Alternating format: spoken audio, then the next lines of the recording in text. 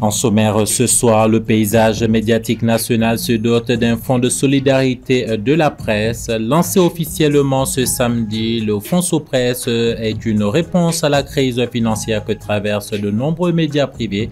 Les détails en ouverture de cette édition. La 5e édition de l'Académie de leadership du Mali se profile à l'horizon. Une centaine de jeunes issus des 4 coins du pays vont vivre une aventure de transformation afin d'être des citoyens modèles. Abdoulaye Yaro, l'initiateur du projet, sera avec nous dans un instant. Enfin, notre grand format du week-end est consacré à l'une des formes de grossesse les plus dangereuses. Il s'agit de la grossesse extra-utérine. Comment éviter le pire? Les spécialistes nous édifieront. Madame, Monsieur, bonsoir. Le Fonds de solidarité pour la presse a été officiellement lancé ce samedi à la Maison de la Presse. Longtemps souhaité par les professionnels des médias, le Fonds Sopresse est un mécanisme d'aide et de soutien aux organes. Il est initié par les acteurs de la profession afin de faire face aux défis socio-professionnels et financiers du secteur. Reportage d'Ibrahim Babi. Dans une salle pleine à craquer, les visages des professionnels de l'information malienne laissaient transparaître une lueur d'espoir, un mélange de curiosité et d'attente. Pour nombre d'entre eux, cette initiative est une réponse directe aux défis auxquels ils sont confrontés: précarité, manque de protection sociale et instabilité professionnelle. La presse malienne, souvent confrontée aux faibles rémunérations et à une couverture sociale insuffisante, voit dans le Fonds Sopresse une initiative salvatrice dont son objectif est de renforcer la protection sociale des acteurs des médias tout en améliorant leurs conditions de vie. Combien de fois n'avons-nous pas vu sur les réseaux sociaux des visages de journalistes désespérés à la quête d'un soutien pour se soigner? Quelle honte pour des gens considérés comme étant des modèles qui ont émerveillé à travers le monde. Aujourd'hui, la presse a décidé de prendre son destin en main, de compter sur l'accompagnement des bonnes volontés qui vont nous aider à enrichir ces comptes. Mais l'appui extérieur viendra trouver les cotisations des membres. La cérémonie de lancement a réuni des responsables de médias, des journalistes, ainsi que des représentants des autorités et des partenaires du secteur.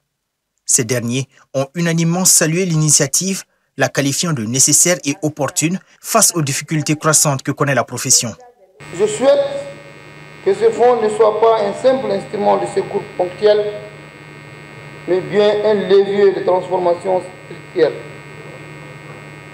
Il doit promouvoir la bonne gouvernance, la transparence dans l'allocation des ressources. Le journalisme ne peut pas être un métier de survie. Il doit être un métier de rigueur, de passion et d'utilité publique.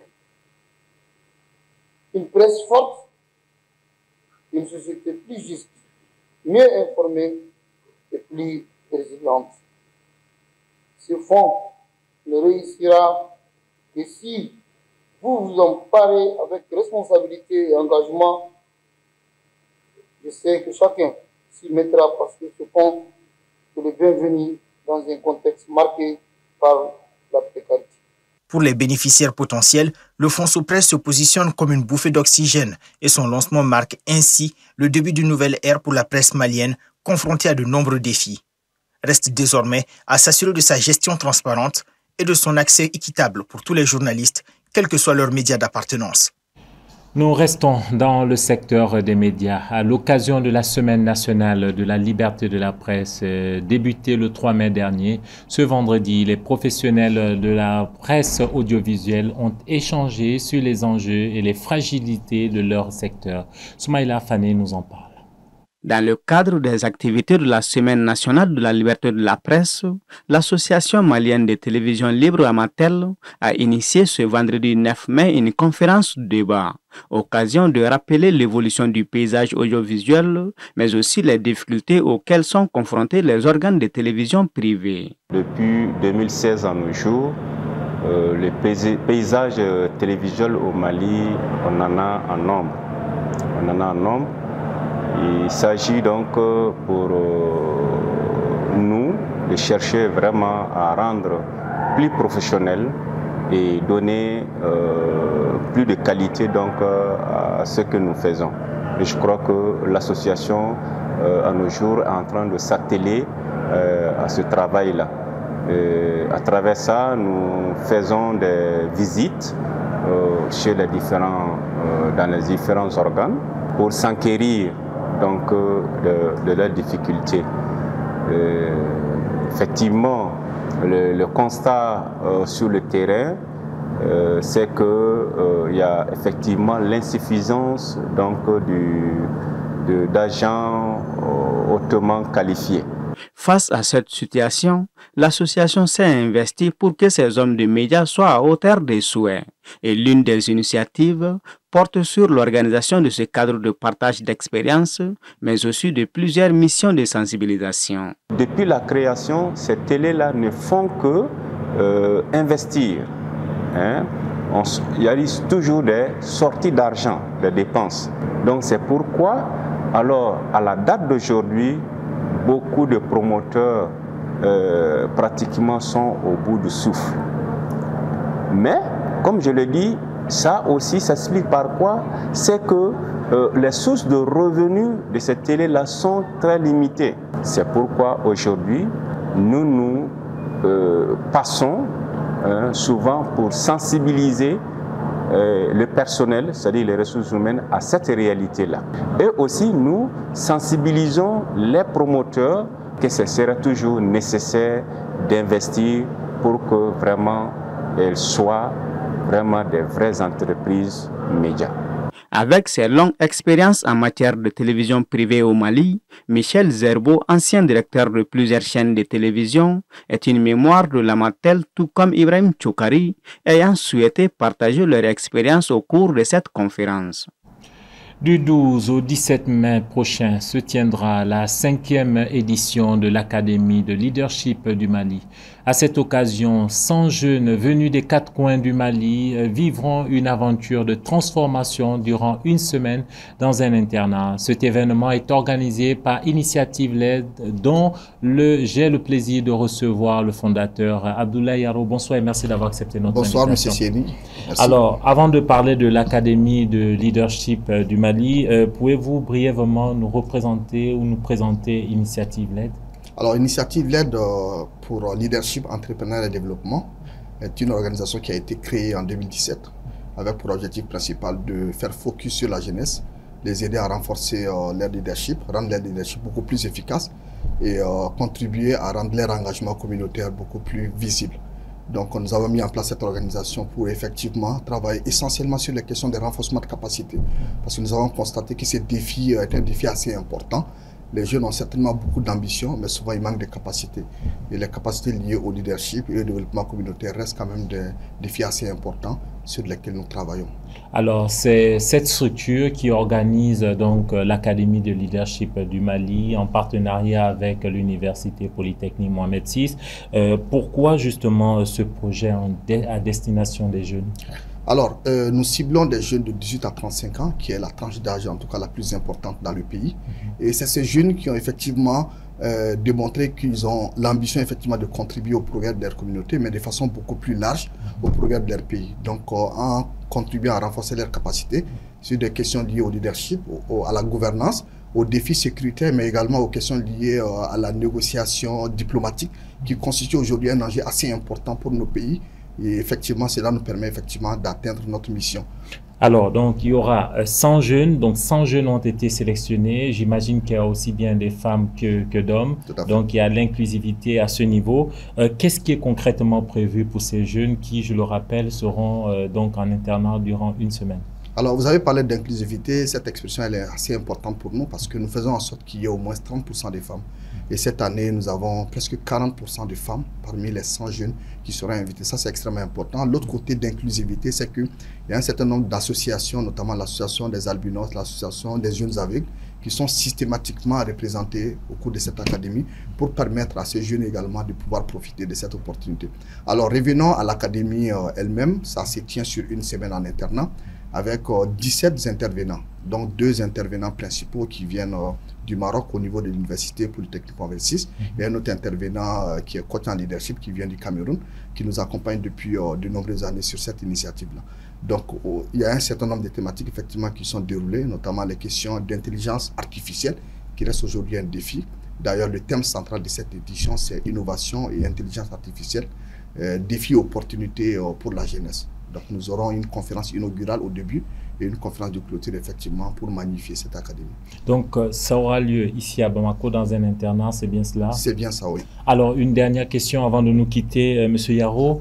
Quel bilan peut-on faire justement des éditions précédentes? Aujourd'hui, on parle de la 5e édition. Et si on devait faire un bilan, quel serait ce bilan? Alors, le bilan, sans fausse modestie, est très positif. Nous sommes à plus de 300 jeunes qui sont formés et qui aujourd'hui font partie des jeunes les plus dynamiques. Et je ne citerai pas de nom pour ne pas en disqualifier. En tout cas, des jeunes entrepreneurs aujourd'hui et des jeunes leaders d'associations et même des jeunes professionnels aujourd'hui qui sont en vue et qui contribuent réellement au progrès des différentes communautés, de façon beaucoup plus large au progrès du pays, sont passés par cette académie-là. Et d'ailleurs, pour la petite histoire, la plupart des membres de la commission d'organisation sont des anciens participants qui ont pu bénéficier de cette opportunité, qui voudraient eux aussi à leur tour contribuer à faire bénéficier le maximum d'autres jeunes. Merci beaucoup Abdoulaye Yaro. Je rappelle que vous êtes le fondateur de l'initiative LAID. Vous êtes donc l'initiateur du projet qui va permettre à 100 jeunes d'être formés. Place à présent à notre grand format consacré à la santé féminine. D'après les données de l'Organisation mondiale de la santé, 287 000 décès maternels ont été enregistrés en 2021 dans le monde, soit un décès toutes les 2 minutes en raison de complications liées à la grossesse. Les grossesses extra-utérines arrivent en tête de liste des complications les plus fréquentes.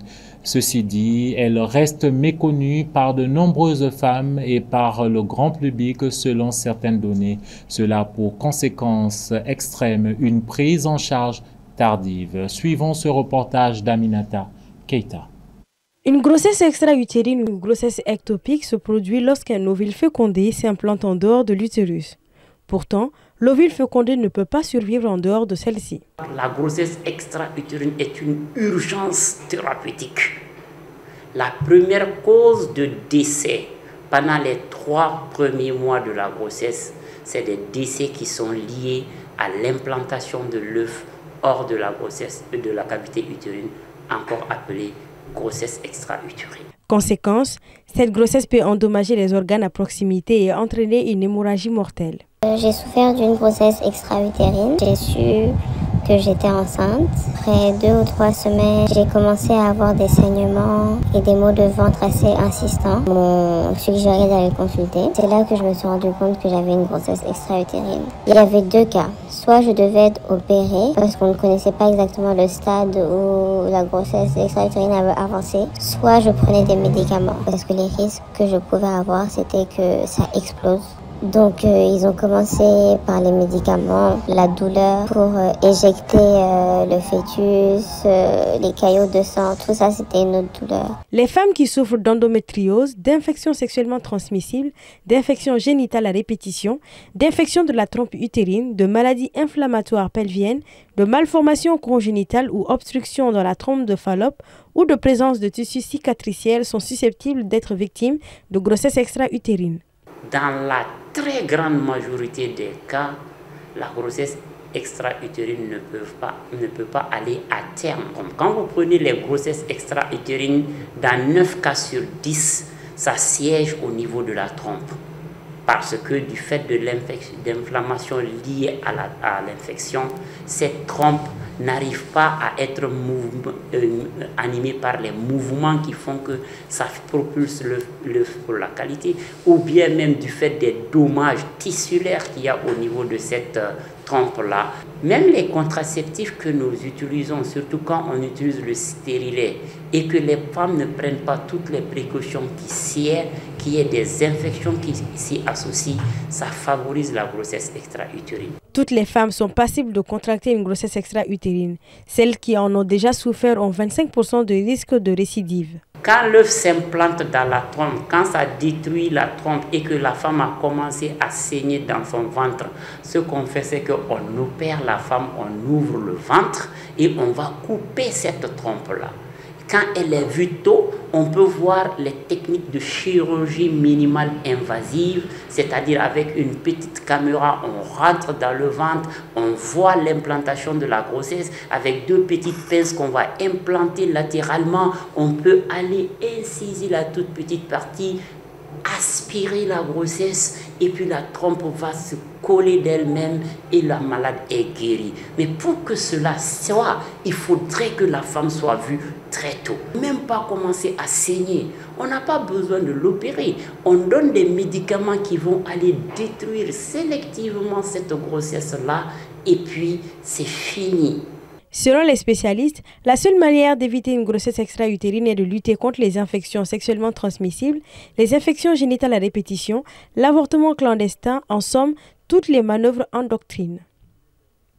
Dans l'actualité hors de nos frontières, le conflit au Soudan a provoqué en 2 ans le déplacement de près de 13 millions de personnes, y compris environ 4 millions de réfugiés, dont la majorité sont des femmes et des enfants, ont indiqué jeudi les agences humanitaires des Nations Unies.